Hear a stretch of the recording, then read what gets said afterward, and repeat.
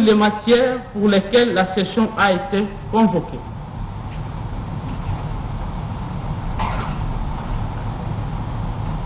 Ça dirait ne peut dépasser 30 jours. Et les matières restées en suspens sont examinées en session ordinaire qui suit. Article 83, règlement intérieur. Calendrier de session. Contrairement au calendrier de la session ordinaire qui est ouvert, car destiné à revoir à tout moment de la session les initiatives législatives et celles du contrôle parlementaire selon les articles 130 et 138 de la Constitution et 127, 128 et 155 et suivant du règlement intérieur, celui de la session extraordinaire inaugurale ou non, est fermé et ne comprend que les matériels inscrits dans l'acte de convocation.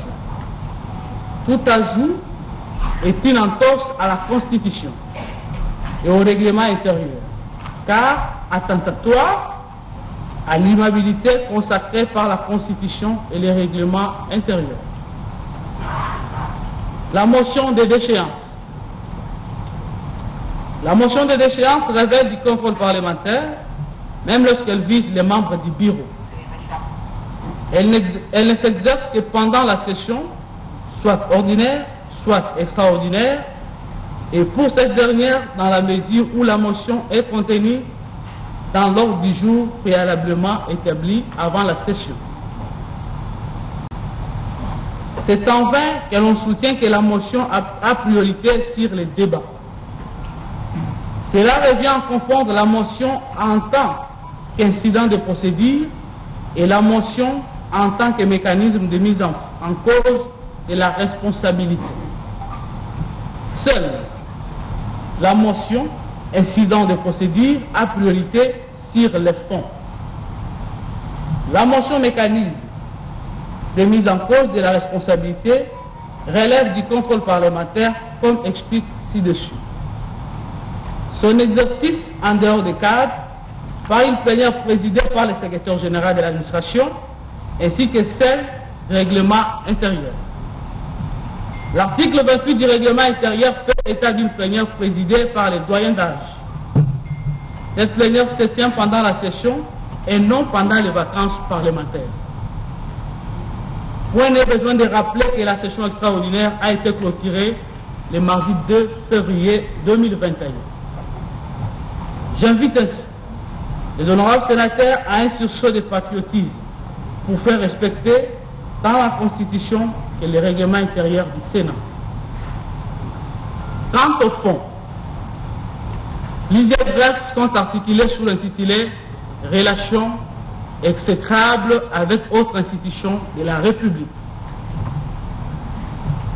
Ils se fondent sur les faits ci-après. Avoir accusé publiquement le président de la République d'avoir violé la Constitution en décrétant l'état d'urgence sanitaire sur base de l'article 87 de la Constitution.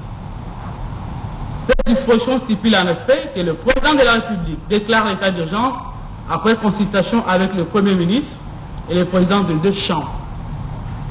De son côté, l'article 119 de la loi fondamentale dispose que la proclamation de l'état d'urgence est autorisée par le Congrès. Les deux articles ne semblent pas avoir une compréhension sans équivoque. En accordant ma préférence à l'article 119 en lieu et place de l'article 185, suivi par le président de la République, je ne crois pas avoir affiché une attitude irrespectueuse envers le président de la République, même si l'on était dans un régime de pensée unique.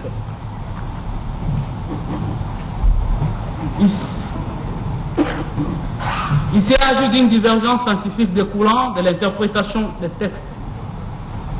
Il a fallu attendre l'arrêt de la Cour constitutionnelle qui a concilié les deux tendances en décidant que la Constitution a consacré une alternative. 2.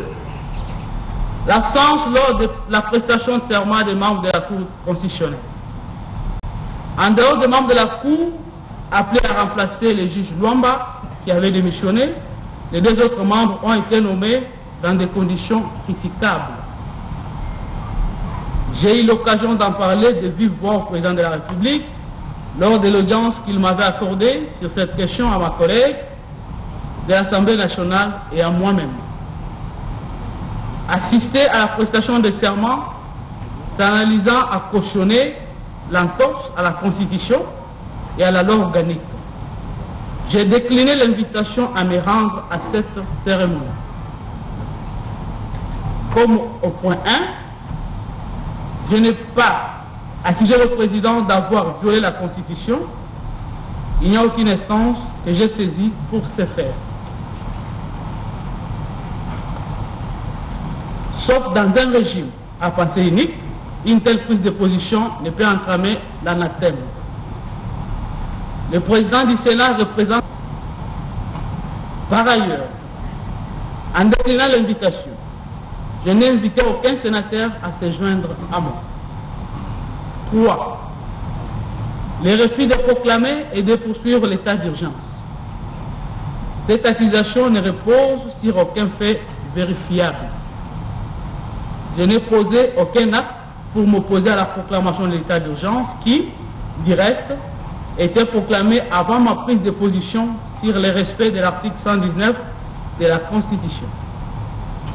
Il en est de même de la poursuite de l'état d'urgence, car ceux qui le savent diraient que l'avant-proposition de la loi portant prorogation de l'état d'urgence a été élaborée par mes services avant de la communiquer pour l'information à l'Assemblée nationale qui en a fait une proposition de loi. Tous les membres du bureau peuvent l'affirmer. 4. Absence de rapport de gestion à chaque session parlementaire. Certes, des sessions se sont écoulées sans que le bureau rende compte de la gestion. À l'heure actuelle, une commission est à pied d'œuvre pour auditer les différentes périodes. Elle couvre ainsi la lacune constatée. 5. La commission de contrôle de la gestion a été mise en place par la plénière en se conformant à la lettre du règlement intérieur.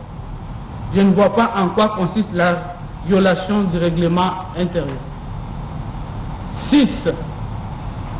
Les problèmes de la passation et de l'exécution des marchés de l'inspection de la salle de conférence internationale avaient été posés lors d'une session. Une commission avait été mise en place pour auditer la passation et l'exécution du marché. Les conclusions de la commission avaient été avalisées par la plénière.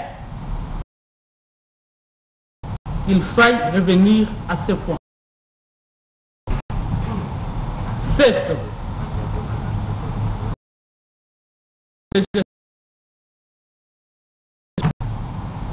Conformément à l'article 284 alinéa 3 de notre règlement intérieur, la proposition doit venir du secrétaire général du Sénat. 8. La non-restitution à l'Assemblée plénière des activités et de la gestion du bureau pendant l'intercession. Concernant ce point, je vous renvoie au point 4 ci-dessus. 9. La révocation du chef de cabinet du premier vice-président, le professeur Gondankoy, avait, dans un discours public, soutenu un point de vue contraire à celui du Sénat, Assemblée plénière, sur l'inviolabilité du siège du Sénat et de l'Assemblée nationale. Le siège avait coûté la mort d'un député national. L'Assemblée nationale et le Sénat avaient vivement condamné l'action de la police.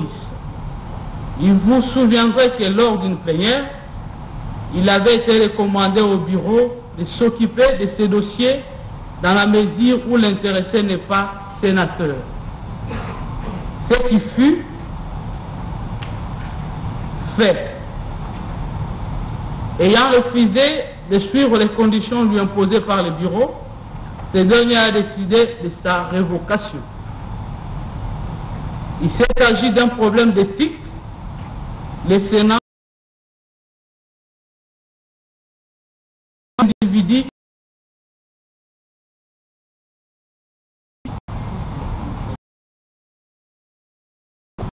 au regard de ce qui vient d'être développé, la conclusion à titre principal est l'irrégularité de la procédure initiée en violation de la Constitution et du règlement intérieur du Sénat. Quant au fond, je ne vois aucun grief qui peut être retenu à ma charge.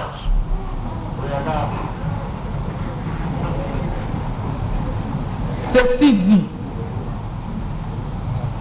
considérant d'une part que la confiance n'existe plus entre un groupe de sénateurs et moi-même, et d'autre part, l'installation des bureaux d'âge désormais opérationnels,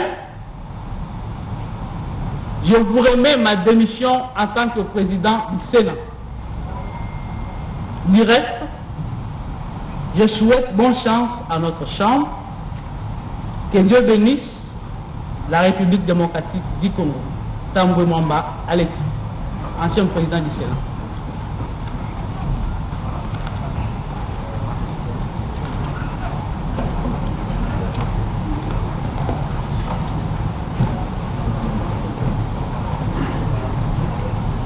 Honorables sénateurs et estimés collègues, vous venez de suivre la lecture des correspondances relatives aux démissions des membres du Sénat. Pour ceux qui ont démissionné de leurs fonctions, nous n'allons pas voter. L'Assemblée plénière doit prendre acte de leur démission. Y a-t-il des objections contre cette soutenance?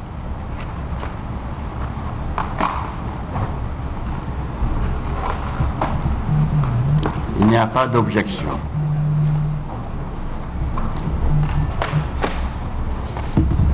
Nous sommes tous d'accord.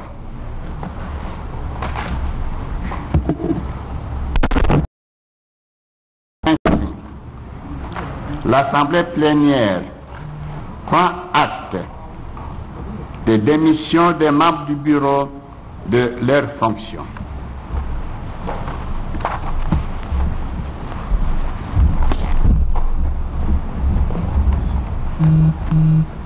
Honorables sénateurs et chers collègues,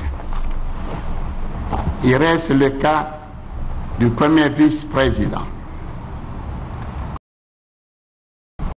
J'invite l'initiateur de la pétition lui adressée à venir devant le podium pour présenter sa pétition. Motion.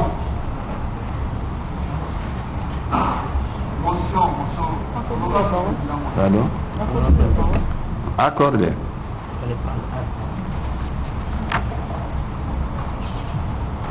Honorable président du bureau d'âge, honorable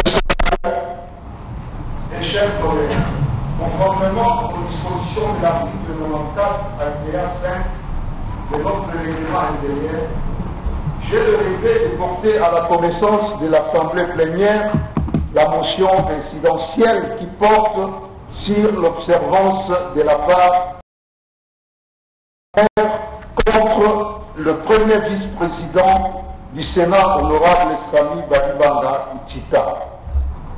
Les règles de l'art quant à l'obtention des signatures, il s'agit du doublon des signatures clairement remarquées sur les différentes pages non numérotées où les noms de 5 collègues reviennent 2 fois sur l'ensemble des signataires. Ce sont les noms des honorables suivants.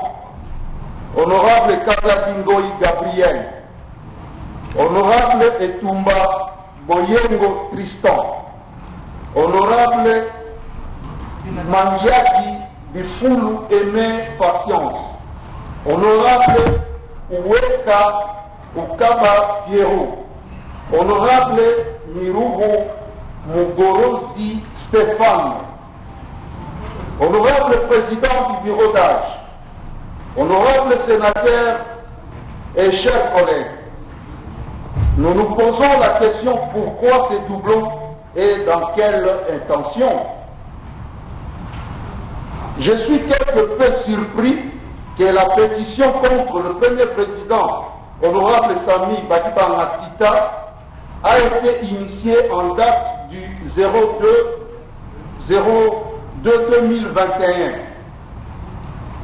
Et nous constatons curieusement la signature de l'honorable Kester, qui d'ailleurs depuis un certain temps ne se laisse pas voir au sein de l'hémicycle. Honorable président du bureau d'âge, honorable sénateur et chers collègues, compte tenu du caractère éminemment national de cette séance et dans le strict respect de l'intégrité républicaine qui a toujours caractérisé la Chambre haute, je vous convie d'en tirer des conséquences juridico-politiques. Je vous remercie.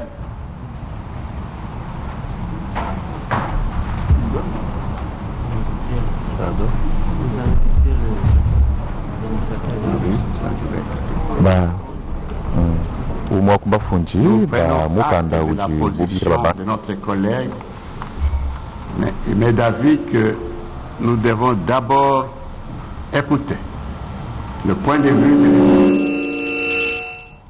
vue de l'initiateur de la compétition, qu'il se présente. Merci, honorable président.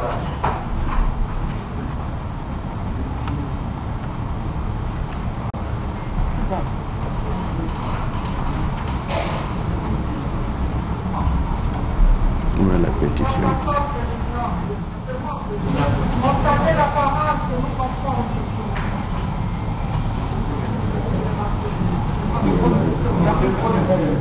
okutani ya babongisi mibeko bozali kosalema awa ondako ya makita au palais du peuple tepesa na bino mingi penza bokutani yango ya lelo. Président, vous avez posé la question à la salle. Les pétitionnaires n'ont pas d'intérêt. Comme ils n'ont pas présenté leur pétition, nous considérons que la pétition n'existe pas et nous pouvons continuer, M. le Président.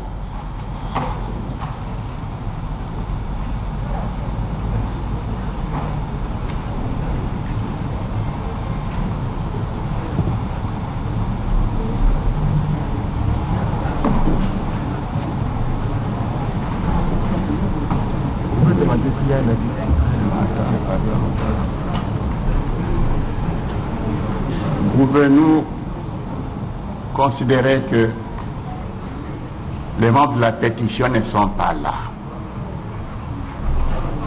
Personne ne se présente. Oui, collègue Bikeng. Merci beaucoup, honorable président.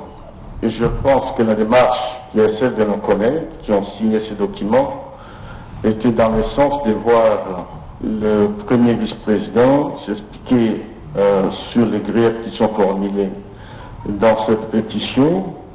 Nos collègues, ce qui est vrai, ils avaient intérêt à venir aujourd'hui à cette plénière. Le fait de ne pas venir, pour certains d'entre eux, parce qu'il y en a quand même d'autres qui sont dans la salle, cela voudrait dire qu'ils n'ont plus d'intérêt. Il n'y a pas d'action sans intérêt.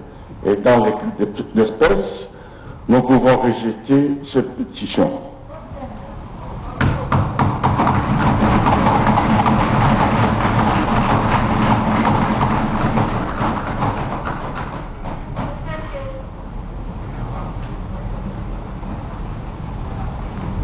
Je prends acte de cette position, puis savoir s'il y en a qui ont une position contraire.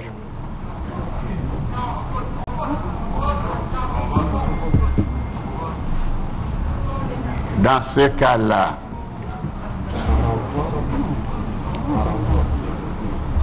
nous pouvons soit renvoyer l'affaire, soit voter maintenant quelle position l'Assemblée veut adopter. Renvoyer l'affaire pour une autre date, excusez, ou bien qui sont pour le rejet?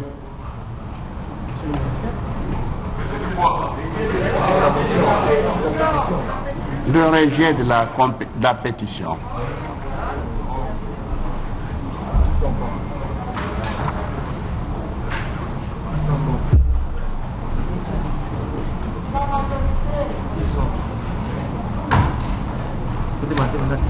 Oui, je vais demander.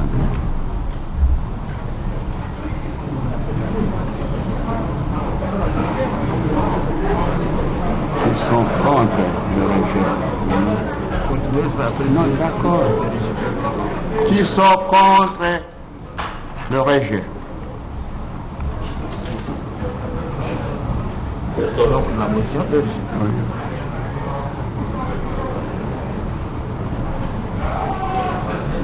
Nous pouvons conclure que la motion est rejetée.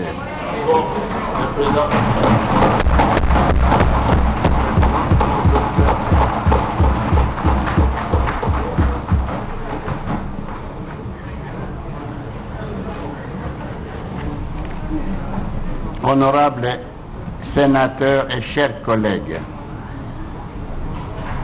nous voici arrivés au terme de nos travaux relatifs à la délibération sur les pétitions adressées aux membres du bureau en vue de leur déchéance.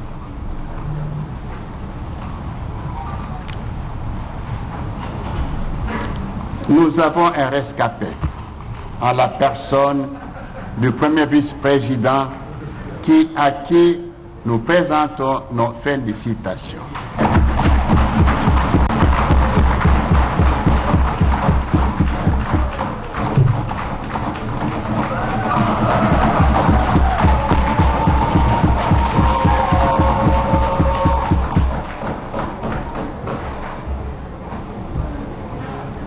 Nous nous retrouverons la semaine prochaine pour la suite de nos travaux. La séance est suspendue. Asamba kwenda bamwanisa kikuma Sami Badibanga bateza kukatulandi hata mtu mwesi kuvanda kave Sami Badibanga mekuzandi mama na kulandikisa ntete kubieka na kiti nandi ya kimfumo.